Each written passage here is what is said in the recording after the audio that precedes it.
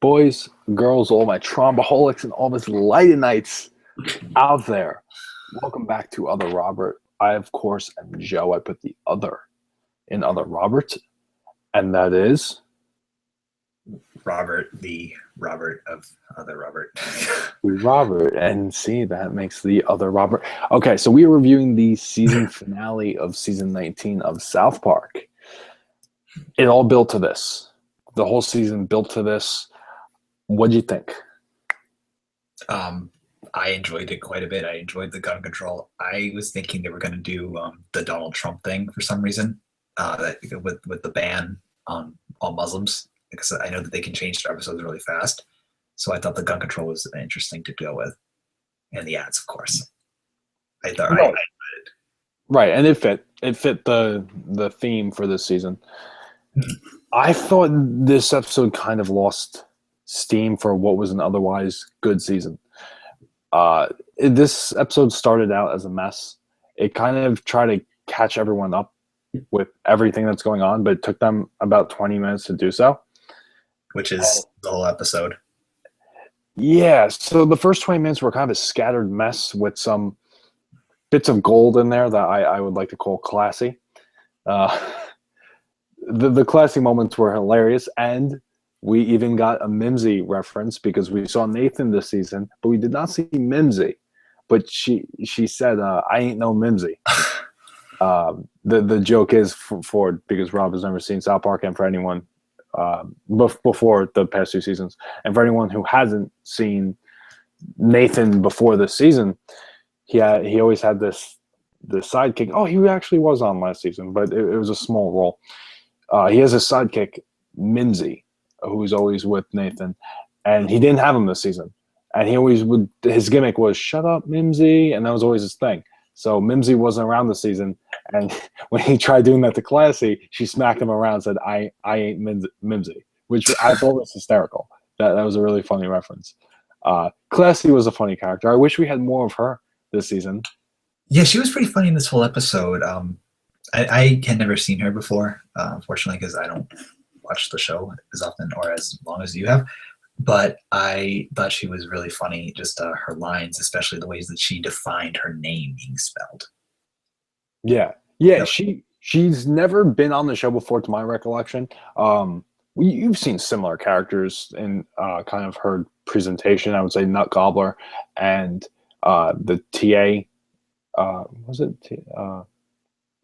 the airport security? They had someone like that. We've seen kind of similar kind of tones in characters before, but she was new here, and she was really funny.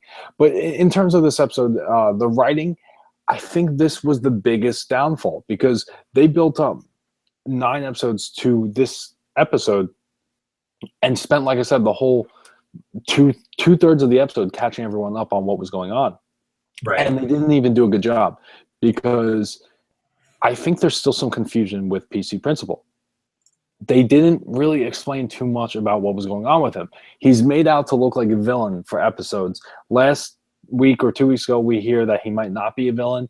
And then tonight, it kind of came off that he was in the beginning, but wasn't in the end. It was kind of scattered, and they tried to explain themselves along the way. But I think, and I can't believe I'm saying this, but I think South Park needed more time to tell the story they wanted to tell, which is a really bizarre thing. It could have been an hour long. I actually thought when the next episode, when it came back on again, that it was another episode, that they were able to get a second app into it, because I could see that happening. Yeah, it was kind of a bizarre way they did it. They finished it. They felt like they needed more time, right? They finished everything up and quickly, within 30 seconds, just kind of explained how everything goes back to normal-ish. And yeah, what's that? I want to talk about my favorite scene in the episode. Sure. What was that? I loved Cartman and his mom. That scene. That was the funniest thing. I don't think I've ever laughed so hard at a South Park scene in my life. With him with the gun and his mom pulling the gun, and she's like, "Oh my God, he listened!" And looking back at her gun, but it's like then he goes, "Night, night, mom, I love you." And I was dying from from that, just that interaction. Then prior to that, Carmen had said we need to get guns to be safe, and I was like, oh, this is a gun control episode. But I just really thought that whole interaction with him and his mom was so funny. Then the interaction with Stan and his family, with everyone holding each other at gunpoint, I thought, again, like, it's so funny. And then how they decided to go to a gun convention because no one's going to get hurt at a gun convention because everyone's just holding a gun. All the gun related humor, I did chuckle at quite a bit. Yeah, I mean, they kind of did a little bit of a social commentary with that. They tackled that issue, and it fit. It fit with everything that they were doing this season. And in terms of Carmen's mother, if you thought she was funny, you need to see earlier seasons with her. She had more of a role in past seasons, and she's a really funny character. And in terms of Stan's family, they've always kind of been, as a whole, I would say, completely dysfunctional. All the boys' families are kind of dysfunctional except for Kyle. Right. But Stan's has always kind of been outlandish in many ways. But so it fit there.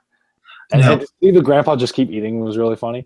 They didn't care. Now, as you just said, as a whole, all the boys' foods or families were all dysfunctional. Let's talk about Whole Foods being the main antagonist of the season, along with ads. Yeah, it really came down to Leslie and Whole Foods, and Whole Foods flew away. So we might not have seen the last of Whole Foods. No. And Leslie has been expelled. So expelled? Leslie's dead. Well, his line was, "You've been expelled." And punched in the face. That was where I think the episode picked up. I think that's where the episode kind of mattered at that point, and that was the last couple of minutes. So that was disappointing in itself. Like I said, this episode really suffered from the time constraints. I can't believe I'm saying this, but South Park needed more time to tell the story that they were trying to tell. If they dedicated all this time to telling this story and going with all these intricacies and in-depth material that they were doing, they kind of needed more time to wrap it up or paced it better. I think the pacing was really off. Like I said, first 2/3 of the episode were kind of catching everyone up. The last line of the episode, when the principal is explaining how everything's going to be politically correct and you can't pretty much do anything, and then it goes to the boys in the stands, and I believe it was Stan that goes like, "Oh crap," or "Now what are we going to do?" I thought that was also quite funny. Yeah, saying something like, "This is going to be hard," which it's kind of a cliffhanger. Kind of a little bit. Like it was a cliffhanger because, like, what will they be doing? Yeah, I don't know. We'll have to find out next year because that's when South Park comes back next September for season 20. So, for season 20, so we will see how that goes. Yep. Any final points? I thought it was a good season overall. We covered 9 out of the 10 episodes, which is pretty cool. We were able to do almost all of them. We just missed one, I think. Yep, very good season. They did the continuity correctly, I think, this season, whereas last season I think was kind of a mess. I agree.